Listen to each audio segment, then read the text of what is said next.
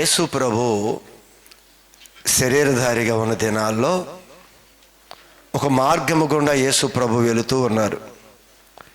వెళుతున్నప్పుడు ఒక వ్యక్తి పరిగెత్తుకుంటూ యేసు ప్రభు దగ్గరికి వచ్చి యేసు ప్రభు ఎదుట మోకాళ్ళుని యేసు ప్రభుని ఒక ప్రశ్న వేస్తూ ఉన్నాడు, లేదా యేసు ప్రభుని ఒక ఆలోచన అడుగుతూ ఉన్నాడు.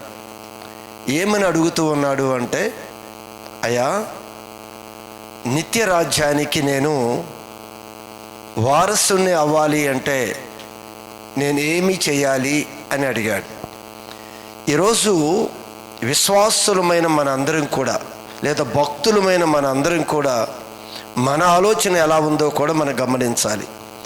ఈ భక్తుడు యేసు ప్రభు దగ్గరికి వచ్చి అడుగుతున్న మాట ఏమిటి అంటే, ఏమడుగుతున్నాడు చూడండి. మార్కు సువార్త 10వ అధ్యాయము 17వ వాక్య భాగంలో, ఆయన బయలుదేరి మార్గమున పోవుచుండగా, యేసు మార్గములో వెళ్ళుచుండగా ఒకడు పరిగెత్తుకుంటూ వచ్చి ఆయన ఎదుట మోకాళ్ళుని యేసు ప్రభు ఎదుట మోకరించి, సద్బోధకుడా, నిత్య జీవమునకు వారసుడనగుటకు, నిత్య జీవానికి వారసుని అవటానికి నేనేమి చేయుదునని నేను ఏమి చేయాలి అని అడిగాడు. జాగ్రత్తగా గమనించాలి. ఈ వ్యక్తి యొక్క ఆశ ఏమిటి అంటే, నేను నిత్య జీవానికి వారసుని అవ్వాలి. అదేనా? ఇంకేమైనా ఉన్నాయంటారా? ఇంకా ఎన్నున్నా ప్రధానమైనది ఏంటి అంటే, నిత్య జీవానికి వారసులం అవ్వాలి. ఈ భూమి మీద ఉండేది కొద్ది కాలమే. ఈ భూమి మీద ఈ కాలాన్ని ముగించిన తర్వాత శాశ్వతమైన ఒక రాజ్యం ఉంది. అది శాశ్వతమైనది. ఆ శాశ్వతమైన రాజ్యంలోనికి చేరాలి అనే ఒక ఆశ ప్రతి భక్తుడికి కూడా ఉంది. కనుక ఈరోజు ఆ భక్తుడు అడుగుతున్నాడు, నిత్య రాజ్యానికి నేను వారసుని అవ్వాలి అంటే నేనేం చేయాలి అని అడిగితే, యేసు ప్రభు ఏం తెలియచేస్తున్నాడో తెలుసా? నీవు పరలోక రాజ్యానికి వారసుడివే కాదు, పరలోక రాజ్యములో నువ్వు ధనవంతుడిగా ఉండే విధంగా నేను కొన్ని విషయాలు చెప్తాను అని అక్కడ కొన్ని విషయాలు మాట్లాడుతున్నాడు. ఆయన ఏమన్నా పరలోక రాజ్యానికి నేను వారసుని అవ్వటానికి ఏం చేయాలి అని అడిగితే, యేసు ప్రభు పరలోక రాజ్యములో నువ్వు ఒక ధనవంతుడిగా ఉండే ఒక మంచి ఆలోచన నీకు తెలియచేస్తాను అని కొన్ని విషయాలు అక్కడ మాట్లాడుతూ ఉన్నాడు. అయితే చాలా విషయాలు అడిగాడు యేసు ప్రభు ఆ వ్యక్తిని. అయితే ఆ వ్యక్తి అన్నిటికీ సమాధానం ఇచ్చి, నేను అన్నిట్లో పర్ఫెక్ట్గానే ఉన్నాను, నువ్వు చెప్పినవన్నీ చక్కగా జరిగిస్తున్నాను, నువ్వు చెప్పిన మార్గాల్లో నేను నడుస్తున్నాను, నువ్వు ఏ విధంగా జీవించమంటున్నావు ఆ విధంగా జీవిస్తున్నాను, అన్నీ పర్ఫెక్ట్గానే ఉన్నాను అని యేసు ప్రభుకి సమాధానం ఇచ్చారు. అప్పుడు యేసు ప్రభు ఏమన్నాడు ఒక్కసారి చదువుదాం, చూడండి. యేసు అతన్ని చూచి, యేసు ఆ వ్యక్తిని చూచి అతన్ని ప్రేమించి, అతనును ప్రేమించి, నీకు ఒకటి కొదువుగా ఉన్నది అని యేసు ప్రభు మాట్లాడుతున్నాడు. గమనించండి, ఎదుటికి వచ్చిన వ్యక్తిలో ఒక కొదువు ఉంది, ఒక లోపం ఉంది, ఒక లోటు ఉంది. లోటున్నా, లోపమున్నా, కొదువున్నా సరే దేవుడు ఆ వ్యక్తిని ప్రేమిస్తూ ఉన్నాడు. ఈరోజు మనం సేవించే దేవుడు మనల్ని ప్రేమించే దేవుడు. ఎంత ప్రేమిస్తున్నాడు అంటే, మనలో ఉన్న బలహీనతలని ఆయన చూడలేదు. మనలో చాలా బలహీనతలు ఉన్నాయి. మనలో పాపముంది, మనలో కోపముంది, మనలో దేవుడికి నచ్చనివి ఉన్నాయి. మనలో ఎన్ని రకాల స్వభావాలు ఉన్నా కూడా దేవుడు మనల్ని అయితే ప్రేమిస్తున్నాడు. ఆయన మనలో లోపాలను ఆయన చూడటం లేదు. ఈరోజు ఒక పాపంతో దేవుడి సన్నిధికి వచ్చావు, ఒక త్రాగుబోతుగా దేవుడి సన్నిధికి వచ్చావు, దేవుడికి నచ్చని విధంగా దేవాలయానికి వచ్చాం. వచ్చినా ఖచ్చితంగా దేవుడు ఆ వ్యక్తిని ప్రేమిస్తూనే ఉంటాడు. ఇక్కడ లోటు ఉంది, వ్యక్తిలో లోపం ఉంది. లోపమున్న వ్యక్తిని కూడా దేవుడు ప్రేమిస్తూనే ఉన్నాడు. ఈరోజు మనందరి జీవితాల్లో కూడా ఆయన ఎంత ప్రేమిస్తున్నాడు అనే విషయాన్ని ఆలోచన చేస్తే ఆయన చాలా బాగా మనల్ని ప్రేమిస్తున్నాడు. ఆయన మనలో లోపాలను చూసేవాడు కాదు. ఈరోజు మనం చూడండి,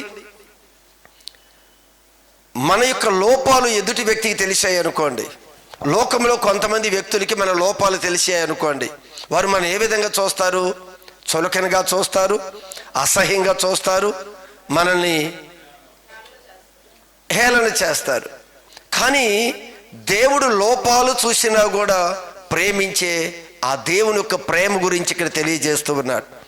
ఆ వ్యక్తితో మాట్లాడుతూ ఆయన అంటున్నాడు, అక్కడ రాయబడిన మాట ఏమిటి అంటే 21వ వచనములో, యేసు అతనిని చూచి అతన్ని ప్రేమించి అతనును ప్రేమించి నీకు ఒకటి కొదువు ఉంది. కొదువున్న వ్యక్తిని కూడా ఆయన ప్రేమిస్తున్నారు.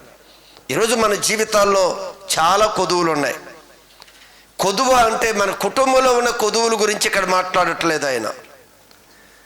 మన నిత్య రాజ్యానికి వెళ్ళే ఈ మార్గంలో మనం ఏ కొదువుతో ఉన్నామో ఆ కొదువు పూర్తి చేసుకుంటే మాత్రమేనే మన నిత్య రాజ్యానికి వారసులం అవుతాం. ఈ కుటుంబంలో ఉన్న కొదువు, కుటుంబంలో రైస్ ఉన్నాయా, మన గృహంలో అవి ఉన్నాయా, వీటి గురించి ఆయన మాట్లాడటలేదు. మన ఆత్మీయ జీవితంలో మనకి కొన్ని కొదువులు ఉన్నాయి. ఆ కొదువు గురించి ఆయన ప్రభు మనతో మాట్లాడుతూ ఉన్నాడు ఆయన. కనుక ఈరోజు మన అందరి జీవితంలో కూడా ఏం కొదువు ఉందో ఒకసారి మీరు గమనించండి. ఇక్కడ యేసు ప్రభు ఆ వ్యక్తికి ఏం చెప్పాడు అంటే, ఆ కొదువుని ఏం కొదువు ఉందన్నాడు, ఆ కొదువుని ఎలా తీర్చుకోమని చెప్పాడు? నీకు ఒకటి కొదువుగా ఉన్నది, నీవు వెళ్ళి నీకు కలిగినవన్నీ కూడా అమ్మి వేసి బేదలకిమ్ము. పరలోకమునందు నీకు ధనము కలుగును. అది నువ్వు ధనవంతుడు అయిపోతావు. పరలోక రాజ్యానికి వారసుడివే కాదు, పరలోక రాజ్యంలో నువ్వు ధనవంతుడు అయిపోతావు. కానీ నీ కొదువేముందో ఆ కొదువుని ముందు నీవు ఫిల్ చేయి. ఏ కొదువుతో ఉన్నావో దాన్ని ఆ కొదువును కానీ నువ్వు తీసివేసుకోగలిగితే నువ్వు పరలోకములో ధనవంతుడు అవుతావు అని యేసు ప్రభు తెలియజేస్తూ ఉన్నాడు. ఈరోజు వాక్యం వింటున్న మన జీవితంలో కూడా ఏం కొదువు ఉందో నీకు, నా జీవితంలో నాకేం కొదువు ఉందో నాకు తెలుసు. ఆ కొదువుని ఉన్నా కూడా దేవుడు మనల్ని ప్రేమిస్తూనే ఉన్నాడు. మనలో ఆ చెడు ఉన్నా, మనలో ఉన్న ఆ స్వభావం ఎలాంటిది ఉన్నా కూడా ప్రభు మనల్ని ప్రేమిస్తూనే ఉన్నాడు. ప్రేమిస్తూ ఆయన సన్నిధికి వచ్చిన మనల్ని సున్నితంగా నీలో ఈ కొదువు ఉంది అని చూపిస్తాడు ఆయన. మనల్ని అసహించుకోలేదు ఆయన. మనం ఈరోజు ఎలాంటి మనస్తత్వంతో ఇక్కడికి వచ్చామో, ఎలాంటి స్వభావంతో వచ్చామో, ఎలాంటి లోటు, ఎలాంటి కొదువుతో వచ్చాం. కానీ మన అందరికీ నిత్యరాజ్యానికి వెళ్ళాలి, అంతేనా? అందరూ నిత్యరాజ్యానికి వెళ్ళాలి. కానీ అందరూ కొదువులతో ఉన్నాం. కానీ దేవుడు మనల్ని ప్రేమిస్తున్నాడు. ప్రేమిస్తూ ఆయన తన వాక్యం ద్వారా నీలో ఉన్న కొదువేంటో నీకు తెలియచేయాలి అని ఆశపడుతున్నాడు. ఈరోజు మనలో కొదువేంటో చాలా మందికి తెలియదు. ఇక్కడ ఈ వ్యక్తికి తెలిసిందా? ఈ వ్యక్తి ఒక ధనవంతుడే, ఆస్తిపరుడే. ఈ వ్యక్తి ప్రభు అన్నుతున్న మాటలన్నిటికీ చెప్తాడు, నేను అన్నీ పర్ఫెక్టేనయ్యా, నేను చెప్పిన విధంగా చేస్తున్నాను, అది బాల్యకాలం నుండే నేను అనుసరిస్తున్నాను అని చెప్తున్నాడు. కానీ ప్రభు అంటున్నాడు, నీలో కొదువు ఉంది. ఈరోజు మన జీవితంలో మంచి భక్తులమి అని ఒకవేళ మనం చెప్పుకొని ఉండొచ్చు, నేను మంచి నీతిమంతుడిని అని మనం మాట్లాడవచ్చు, అందరి ముందు ప్రశంసలు అందుకోవచ్చు. కానీ ప్రభు చెప్తున్నాడు, నీలో కూడా కొదువు ఉంది. నువ్వు నిత్యరాజ్యానికి రావాలి అంటే, నీవు నిత్యరాజ్యంలో ధనవంతుడిగా ఉండాలి అంటే ఖచ్చితంగా ఈ కొదువుని నీవేం చేయాలి? పూర్తి చేయాలి. కొదువుని తీర్చుకోవాలి. ఆ కొదువుని ఏదో నువ్వు తెలుసుకొని అది తీసివేసుకోవాలి అని ప్రభు తెలియచేస్తూ ఉన్నాడు. ఈరోజు ఈ వ్యక్తికి ఏం చెప్పాడు అంటే, నీ ధనాన్ని అమ్మి పేదలకిమ్ము. అంటే నీ దగ్గర సమృద్ధిగా ఏదైతే ఉందో అది లేని వారికి నువ్వు పంచుకోవాలి. అలాంటి కొదువు ఉందంట ఈ వ్యక్తిలో. ఏం కొదువు ఉంది మనలో? ఏముందో ఒకసారి ప్రభు మాట్లాడుతున్న మాటల్లో చూద్దాం. మత్తయి సువార్త 5వ అధ్యాయం 41వ వాక్య భాగం. ఒకడు ఒక మైలు దూరము రమ్మని, ఒక మైలు దూరము నిన్ను రమ్మని బలవంతం చేసిన ఎడల వానితో కూడా 2 మైళ్ళు వెళ్ళుము. 2 మైళ్ళు వెళ్ళుము. ఏంటి కొదువ అంటే మనము మరొక వ్యక్తికి సహాయం చేసే మనస్సు లేని కొదువు మనలో ఉంది. ఈరోజు అన్నీ బాగున్నాయి, బాగానే దేవుడి సన్నిధికి వస్తున్నాం, మనకి తెలిసిన వారికి అన్నీ బాగానే ఉన్నట్లుగానే కనిపిస్తుంది. కానీ ఆ వ్యక్తిలో కూడా అన్నీ అడిగాడు యేసు ప్రభు, అన్నీ నేను పర్ఫెక్ట్ అన్నాడు. కానీ నీ కొదువేంటో తెలుసా? నీకున్నది ఇదిగో, లేని వారితో నువ్వు షేర్ చేసుకోగలిగే మనసు నీకుందా అని అడిగాడు. ఈరోజు మనము ధైర్యం కలిగిన వారమే, కానీ భయపడుతున్న వారు కొంతమంది ఉన్నప్పుడు నీ ధైర్యాన్ని వారితో పంచుకోవాలి. నువ్వు జ్ఞానం కలిగిన వాడు, జ్ఞానం లేని వారు ఉన్నప్పుడు నీ జ్ఞానాన్ని వారితో నువ్వు పంచుకోవాలి. ప్రతిదీ కూడా దేవుడు మన జీవితంలో ఒక సమృద్ధి ఇచ్చినప్పుడు, సమృద్ధి అంటే ఒక డబ్బే కాదు, మన ఏ విషయంలో అయితే దేవుడు మన సమృద్ధిని ఇచ్చాడో అది మరొకరి జీవితంలో దానికి సహాయం చేసే వ్యక్తులుగా మనం ఉండాలి. ఇది మనలో ఉన్న కొదువ. అందుకంటాడు, ఒకడు నిన్ను మైలు దూరం రమ్మన్నాడు, అతనికి అవసరం ఉంది, నువ్వు 2 మైళ్ళైనా నువ్వు వెళ్ళి ఆ వ్యక్తిని నువ్వు బలపరిచి నువ్వు ధైర్యపరచాలి. ఈ విషయంలో అనుకోవచ్చు, సరే దేవుడు పిలవగానే మైలు దూరం రమ్మన్నాడు కదా అని పిలిచిన వారంట పక్కన మనం వెళ్ళిపోతే కుదరదు. అయ్యా సిగరెట్ కొనుక్కొచ్చుకుందాం రండి అన్నాడు అనుకోండి, ప్రభు వారికి తోడెళ్ళమని చెప్పాడు, మైలు గత 2 మైళ్ళు వెళ్ళిపోమన్నాడు కదా అని మనం అలా వెళ్ళటం కాదు. దేవుడు వాక్యాన్ని నేర్చుకుంటున్న మనం ఏది అక్కరో, ఏది అవసరతో, ఏది మేలైనదో అది మనం తెలుసుకొని దానిలో మన వారితో మైలు కాదు 2 మైళ్ళైనా మనం ప్రయాణం చేయాలి. అందుకే ప్రసంగి పుస్తకంలో ఏమంటాడు అంటే చూడండి, 7:2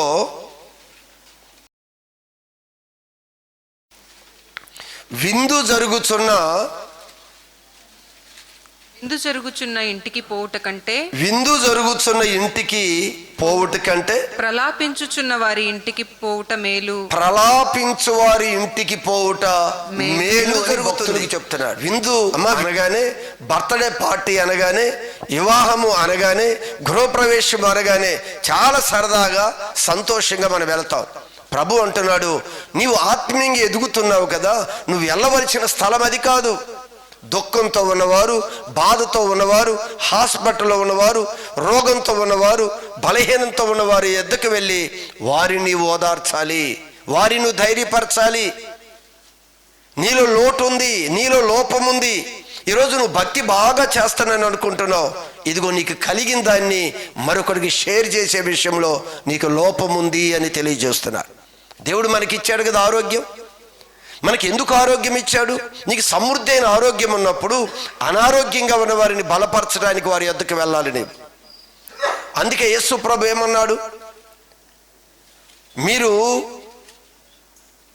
తండ్రి చేత ఆశీర్వదించబడిన వారులారా అన్న సమయంలో మేము ఏం చేశాము వారి ప్రశ్నిస్తున్నప్పుడు యేసు ప్రభు ఒక విషయం చెప్పాడు, మీరు నాకు వస్త్రాలు లేనప్పుడు, అది ఏమంటాడు, నేను ఆకలి గొంటిని మీరు నాకు భోజనం పెట్టారు అన్నాడు. దప్పికొంటిని. అర్థమైందా? ఈరోజు మనకు కలిగిన దానిలో ఎవరైతే ఆ కొదువులో ఉన్నారో వారికి మన ఆహారములో నుండి వారికి ఆహారం పెట్టాలి. మనకి సమృద్ధినిచ్చాడు, మనకి లేని దానిలో ఇవ్వమని చెప్పలేదు.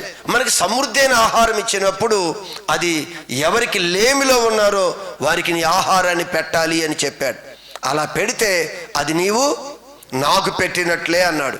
ఇంకేమన్నారు, నేను దప్పికొంటిని నాకు దాహం ఇచ్చారు అన్నాడు. ఎప్పుడు ఇచ్చావయ్యా అంటే, ఇదిగో ఎవరైతే అలాంటి దప్పిక, అలాంటి బాధ, అలాంటి ఇబ్బందులు, అలాంటి ఆదరణ లేనప్పుడు నువ్వు వెళ్ళి ఆదరించి ఊరటించి వాడి యొక్క దాహం తీర్చావు కదా, అది నాకు తీర్చినట్లే.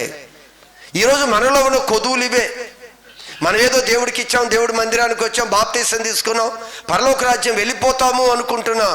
ఆ వ్యక్తిలాగా మనం కూడా అనుకుంటున్నాం. కానీ దేవుడు అంటున్నాడు, ఒక కొదువు ఉంది, మీలో కొదువు ఉంది.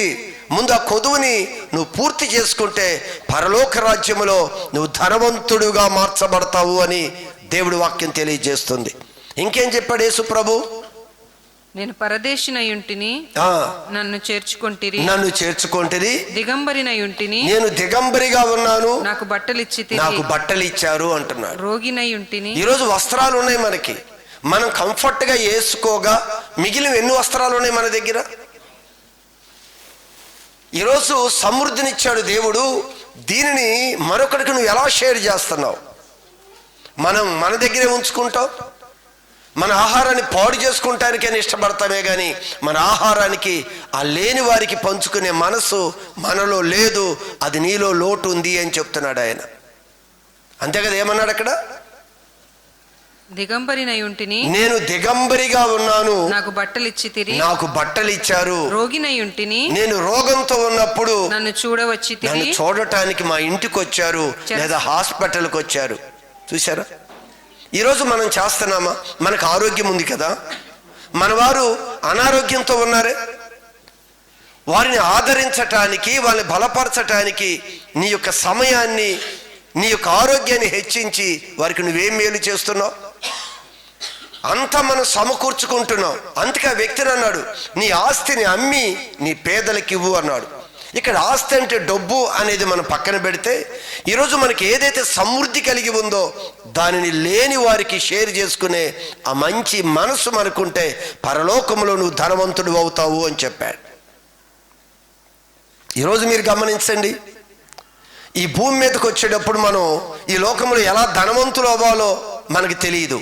కానీ రేపు పరలోక రాజ్యంలోకి వెళ్ళబోతున్నాం, అక్కడ ధనవంతులు అవ్వటానికి దేవుడు ముందుగానే ఒక ఉపాయాన్ని మనకు తెలియచేశాడు. ఈ భూమి మీదకి వచ్చేటప్పుడు చాలామంది అనుకుంటాం, నేను వాళ్ళ కడుపులో పుడితే బాగుండేది, పేదవాళ్ళ కడుపులో పుట్టాను, ధనవంతులు కడుపులో పుడితే నేను చక్కగా లగ్జరీ లైఫ్ జీవించేవని అనుకుంటున్నాం కదా. ఇప్పుడు ఒక అవకాశం వచ్చింది. ఇక్కడ ఉన్న కొద్ది దినాలు ఒకవేళ పేదవారి కడుపులో పుట్టావో, ధనవంతుడి కడుపులో పుట్టావో పక్కన పెడితే, శాశ్వత కాలమును ధనవంతుడుగా ఉండే ఒక మంచి మార్గాన్ని ఇక్కడ దేవుడు చూపిస్తున్నాడు. అర్థమైందా? చాలామంది అదే మాట అంటారు, నేను ఇక్కడ పుట్టాను, వాళ్ళ కుటుంబంలో పుడితే బాగుండు, అక్కడ పుడితే బాగుండు. మనకి చాలా కోరికలు, ఆశలు ఉన్నాయి కదా. ఆశలన్నీ తీరాలి అంటే దేవుడు చెప్తున్నాడు, ఇదిగో ఈ కొదువును కానీ నీవు తీర్చుకోగలిగితే, నీలో ఉన్న కొదువేంటో నువ్వు గుర్తుపట్టి దాన్ని నువ్వు సరి చేసుకోగలిగితే నీవు పరలోకములో ధనవంతుడు అవుతావు. మంచి అవకాశం. చూసారా? లేదా ధనవంతులు అవ్వాలని అమ్మా, పరలోకములో కూడా పేదవాళ్ళుగా ఉండాలా, ధనవంతులుగా ఉండాలా? అందుకే ఈ భూమి మీద చూపించాడు ధనవంతులు పేదవారు ఎలా ఉంటారో. పరలోకములో నువ్వేం కోరుకోవాలి? ఇప్పుడు ధనవంతుడిగానే ఉండాలి. మనం పుట్టేటప్పుడు మనకి తెలియదు, కానీ ఇప్పుడు అవకాశం ఉంది మనకి. ఈ కొద్ది సంవత్సరాలు ఈ అనుభవంలో నుంచి మనం ఏమి నేర్చుకున్నాము అంటే, మనం పేదవాళ్ళుగా కాదు, మన ధనవంతులుగా ఉండాలి అని. అందుకే యేసు ప్రభు చెప్తున్నాడు, అయ్యా నేను నిత్యరాజ్యానికి వెళ్ళటానికి నేను ఏం చేయాలి అని అడిగితే ఆయన అంటున్నాడు, నువ్వు పరలోకంలో ధనవంతుడు అయ్యే ఒక మంచి ఉపాయం తెలియజేస్తాను. ఇదిగో నీకేదైతే కలిగి ఉందో సమృద్ధిగా, అది లేని వారికి నీవు పంచు. కుటుంబంలో అసమాధానం కలిగి ఉన్నారా? నువ్వు సమాధానపరచగలిగే జ్ఞానం నీ దగ్గర ఉన్నప్పుడు వెళ్ళి ఆ కుటుంబాన్ని సమాధానపరచు. అని అంటున్నాడు, నేను వ్యాధిలో, ఏమన్నాడు యేసు ప్రభు? నేను రోగినై ఉంటిని, నన్ను చూడటానికి మీరు వచ్చారు. చెరసాలలో ఉంటిని, నేను చెరసాలలో ఉన్నాను, నా యొద్దకు వచ్చితిరి అని చెప్తున్నాడు. ఇవన్నీ ఎందుకు చెప్తున్నాడు అంటే, ఇవన్నీ మనం చేయవలసిన బాధ్యతలండి ఇవన్నీ. అందుకే మనందరం కూడా దుఃఖపడే వారి దగ్గర కన్నా ఆనందంగా ఉండేవారి దగ్గరికి వెళ్ళటమే మనకి ఇష్టం. ఏమిష్టం మనకి? అవే ఇష్టం. చనిపోయిన వారి దగ్గరికి వెళ్ళటం మనకి ఇష్టం ఉండదు. బాధల్లో ఉండి దుఃఖంలో ఉన్న వారి దగ్గరికి వెళ్ళటం మనకి ఇష్టం ఉండదు. కానీ మనం వెళ్ళవలసిన ప్రదేశం అదే.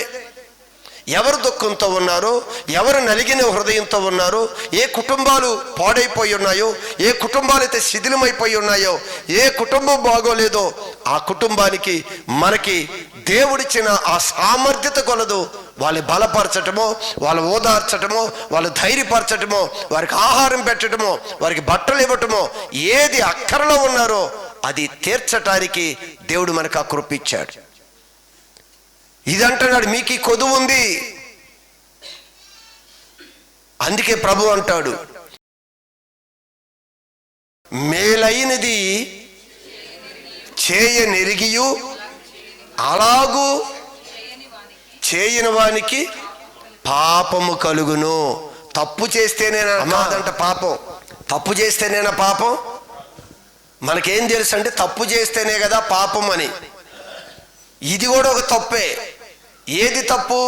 మేలు చేయగలిగే సామర్థ్యత నీకుండి, సహాయం చేయగలిగే సామర్థ్యత నీకుండి, బలపరచగలిగే సామర్థ్యత నీ దగ్గర ఉండి, ప్రేమించగలిగే సామర్థ్యత నీ దగ్గర ఉండి, ఒకవేళ అలాగూ చేయని వారికి పాపము కలుగును. ఇది మనందరికీ తెలియాలి. మేలైనది ఇది మేలు అని నువ్వు తెలిసి మేలు చేయకపోతే,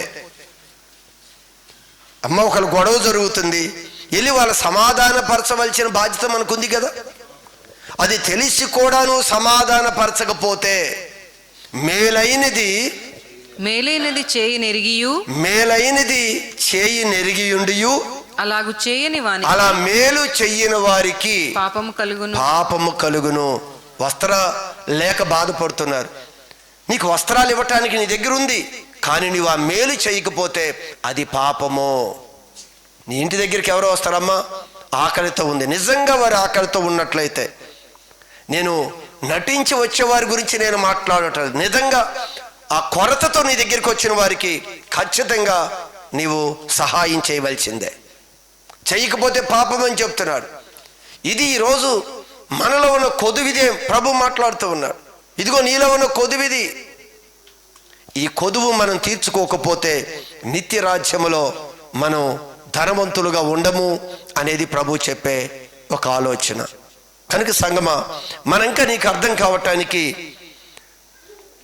లోకసువార్త 3వ అధ్యాయము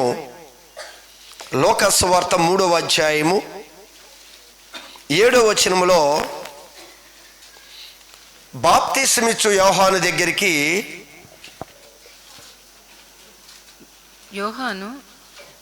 యోహాను తన చేత బాప్తిస్మము పొందవచ్చిన జన సమూహములను చూచి, జాగ్రత్త నా వైపు చూడండి. బాప్తిసమిచ్చు యోహాను గారు ఉన్నారు.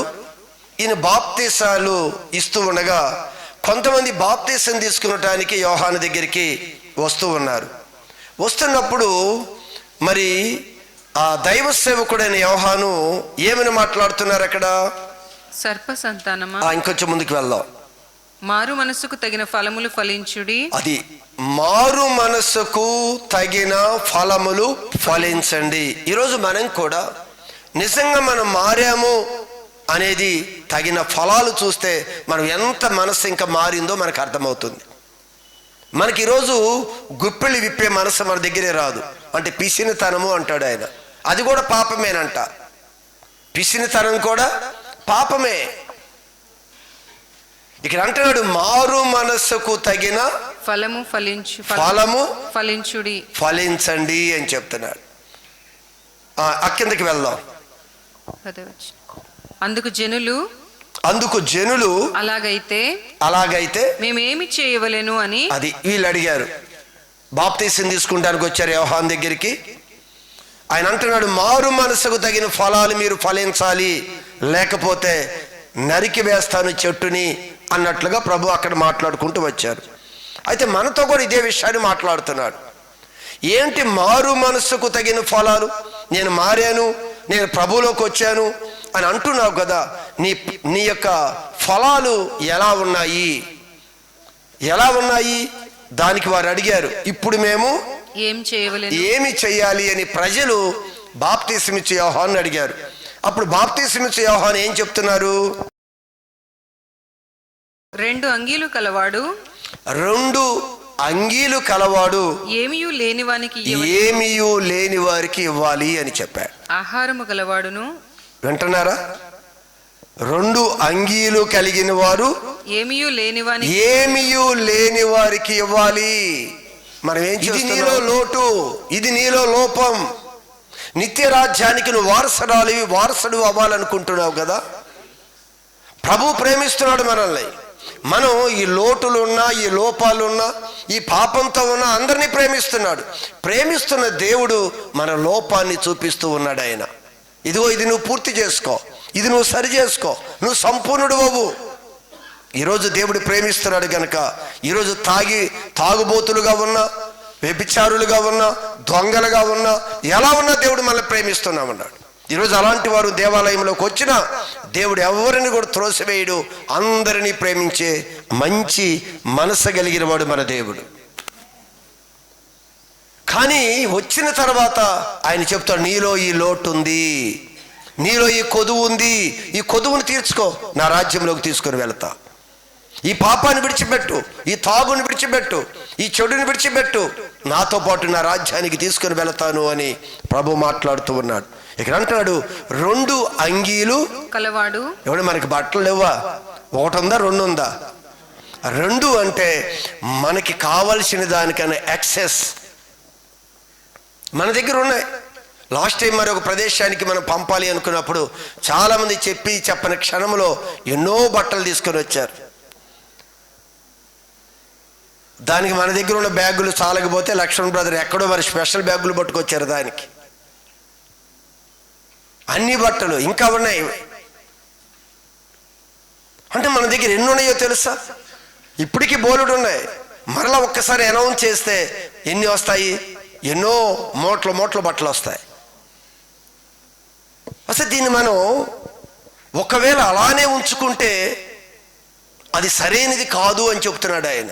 ఆహారమైనా, బట్టలైనా, ఏదైనా సరే, మనకిచ్చిన జ్ఞానమైనా, మనకిచ్చిన తెలివితేటలైనా, మనకిచ్చిన సామర్థ్యత అయినా ఖచ్చితంగా నువ్వు దాన్ని వాడాల్సిందే.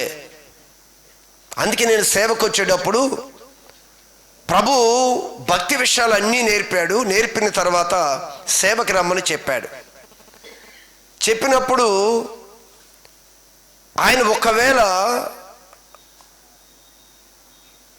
అక్కడ ఏం చెప్పాడు అంటే, ఒకవేళ నువ్వు సేవకు రావటానికి నువ్వు ఆలస్యం చేస్తే నీకు కొన్ని తలాంతులు ఇచ్చాను, కొన్ని భక్తి విషయాలు చాలా నీకు నేర్పాను, అవన్నీ కూడా పాడైపోతాయి, ఎవరికి ప్రయోజనం లేకుండా అని చెప్పాడు.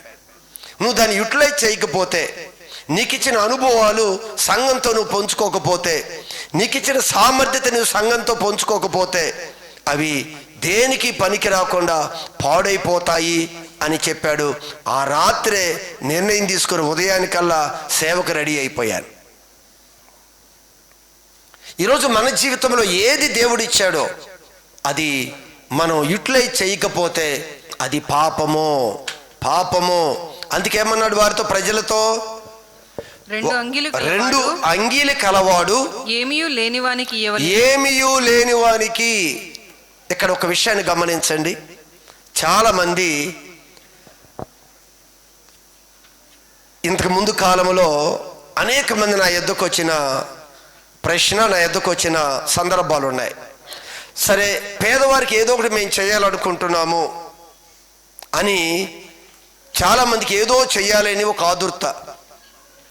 అది మనం ఎప్పుడూ ఏదో సంవత్సరానికి ఒకసారి చేస్తాం, రోజు చేయము. ఇది కూడా ఆ సంవత్సరానికి ఒకసారి చేసేటప్పుడు మనం ఎతుకుతాం ఎవరికి చేయాలి ఏంటి.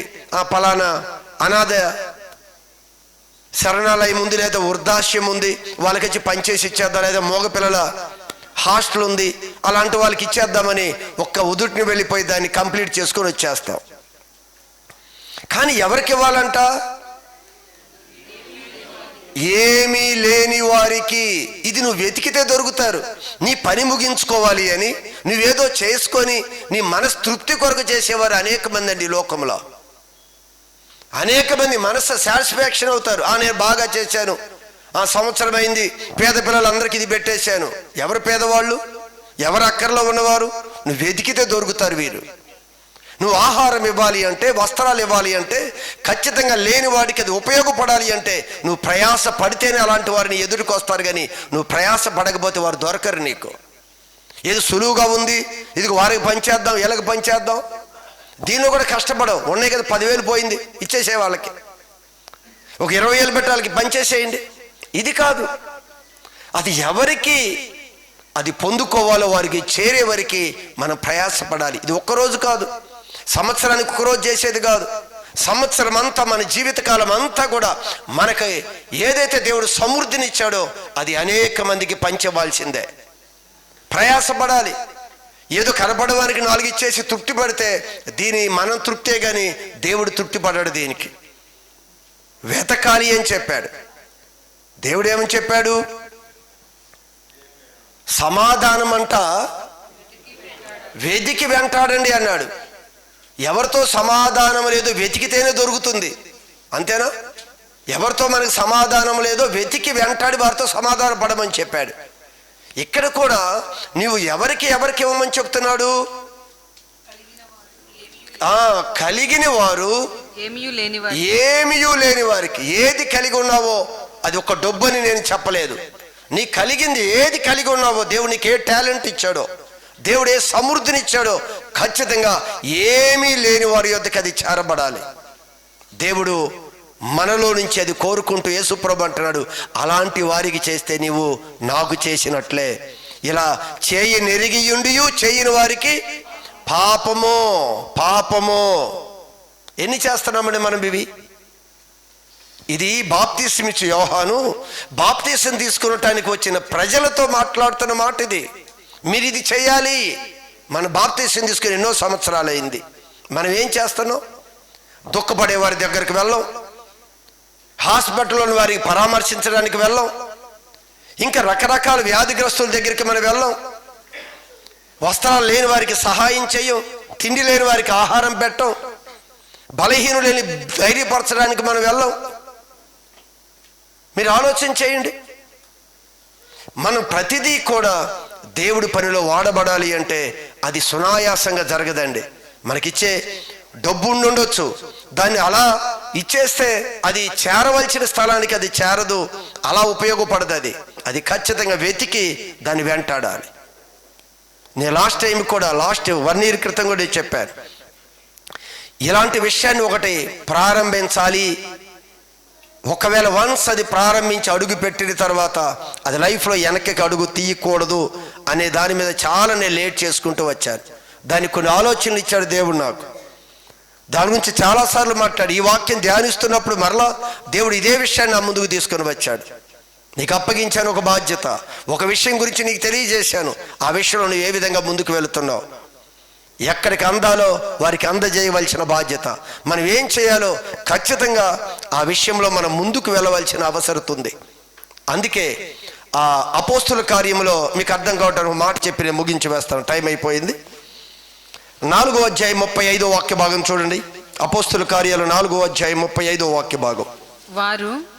వారు ప్రతి వానికి వాని అక్కర కొలది, వారు ప్రతి వానికి వాని అక్కర కొలది వాని అక్కరి కొలది పంచిపెట్టిరి. కనుక వారిలో ఎవరికి కొదువు లేకపోయెను. ఎవరికి కొదువు లేదు? వీళ్ళకి కొదువు లేదు, వారికి కొదువు లేదంట. ఇక్కడ మీకు అర్థం కావటానికి సందర్భం ఏమిటి అంటే, అపోస్తులు దగ్గరికి అందరూ కూడా తనకి ఉన్నదంతా తీసుకొచ్చి అపోస్తుల పాదాల దగ్గర పెట్టారంట. పెట్టినప్పుడు దీన్ని ఏం చేశారంట వారు? పైన ఒక్క మాట చదవండి. భూములైనను, జాగ్రత్తగా మీరు నా వైపు చూడాలి, అర్థం చేసుకోవాలి. భూములైనను, ఇండ్లనైనను కలిగిన వారందరూ. భూములు, ఇళ్ళు అంటే ఒక ఇళ్ళ, ఇండ్లు, భూములైనను ఇండ్లైనను కలిగిన వారందరూ వాటిని అమ్మి అమ్మిన వాటి వెల తెచ్చి యొక్క వెల తెచ్చి అపోస్తలుల పాదముల యొద్ద పెట్టుచు వచ్చిరి. వారు ప్రతి వానికి వాని అక్కర కొలది అది ప్రతి వానికి వాని అక్కరల కొలది పంచిపెట్టిరి.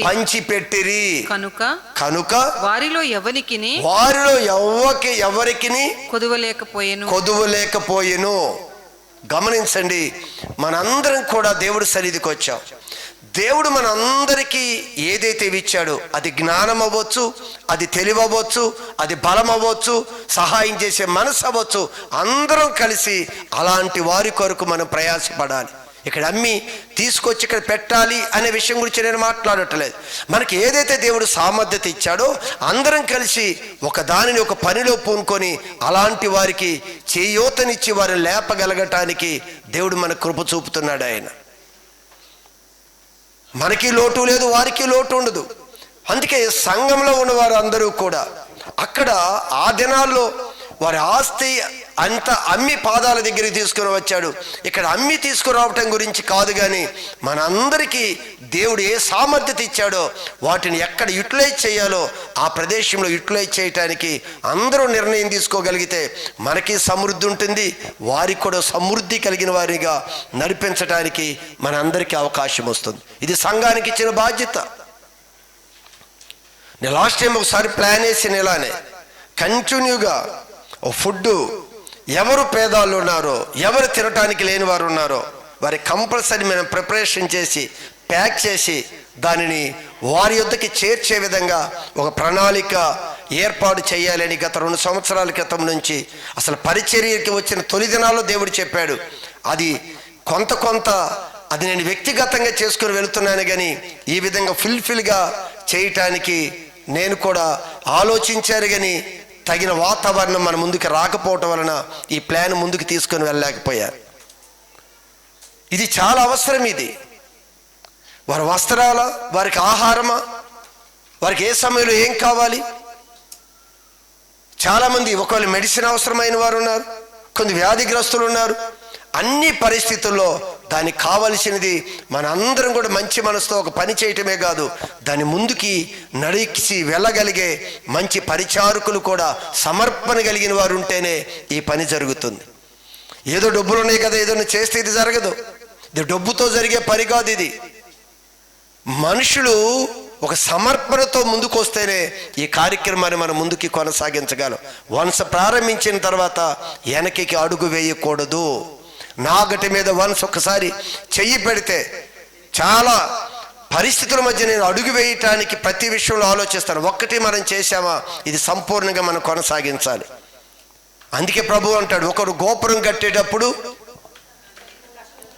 దాన్ని కట్టడానికి తగినది నా దగ్గర ఉందా లేదా అని మొదట చూసుకోవాలి. చూసుకోకుండా కానీ ఆ నిర్మాణం ప్రారంభిస్తే అతను ఏమవుతాడంట, మధ్యలో ఆగిపోతుందంట, అతను ఎగతాళి చేయబడతాడంట, సిగ్గుపడతాడంట. కనుక మనకు అలా కాదు. ఈ ప్రణాళికని మీ ముందు నేను ప్రజెంట్ చేస్తున్నాను. సందర్భం వచ్చింది కనుక ఖచ్చితంగా దేవుడు మనకిచ్చిన ప్రతి విషయంలో మన సంఘంలో ప్రతి ఒక్కరూ కూడా ఈ కొదువుని, మనందరి జీవితాల్లో ఈ కొదువు ఉంది, ఈ కొదువును మనం తీర్చుకోవాల్సిందే. చాలా స్పష్టంగా మీరు బైబిల్ చదువుతున్నప్పుడు చాలా వివరంగా దేవుడు ఈ విషయాన్ని తెలియజేసుకుంటూ వచ్చాడు.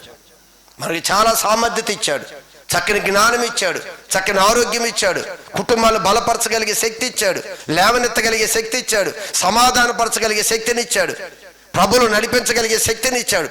ప్రతిదీ దేవుడి కొరకు వాడబడాలి. ఒక డబ్బు దగ్గర మనిషి ఆగిపోతున్నాడు. డబ్బు కొట్ట వల్ల పని అవదు. ఇది ముందు మనలో ఒక సమర్పణ ఉండాలి. అందుకే చేయ కలిగి ఉండియు అలాగు మేలు చెయ్యని వారికి పాపము ఎంత ఇచ్చాడండి మనకి. ఎక్కడైతే చెమట కొడుతుంది అక్కడ దాచుకో అని చెప్పాడు ఆయన. మంచి అవకాశం. పరలోకంలో ధనవంతులం కావాలి మనం. ఇక్కడ ఎటు అవలేదేమో మనం, ఇక్కడ మనం అంత కోటీశ్వరులు అవలేదేమో. మన పరలోకంలో అయ్యే అవకాశం మాత్రం మన ముందు ఉంది. భూమి మీదకి వచ్చేటప్పుడు ఈ అవకాశం మనకు లేదేమో, కానీ దేవుడు మాత్రం ఇప్పుడు అవకాశం ఇచ్చాడు. ఇదిగో ఈ రాజ్యాన్ని, ఈ శరీరాన్ని విడిచి వెళ్ళే నీవు పరలోక రాజ్యములో ధనవంతుడిగా మార్చబడే విధంగా ఈ భూమి మీద నీకు అప్పగించిన బాధ్యతలని శక్తి లోపం లేకుండా నీ పనిని ముందు కొనసాగించు అని చెప్పాడు. కనుక అందరం కలిసి ఆ పనిలో మనం ముందుకు వెళ్ళాలి. మనలో ఏ కొదువు ఉందో ఈ కొదువులన్నీ చెప్తున్నాడు. ఇంకా బైబిల్లో చాలా విషయాలు రాసుకుంటూ వచ్చాడు. మనం ఏం చేయాలి, మనం ఏం చేయటం లేదు. కనుక మనకి ఆయా సందర్భంలో నీ కొదువేదో నీకు తెలియజేసినప్పుడు ఆ కొదువుని పూర్తి చేసుకునటానికి మంచి తీర్మానంతో మనం ముందుకు వెళదాం. దేవుడు అలాంటి కృప మనందరికి అనుగ్రహించి నిత్య రాజ్యానికి మన వారసులుగా చేయునుగాక. ఆమేన్. ప్రేమ కలిగిన దేవా నీకు వందనాలు, స్తోత్రాలు.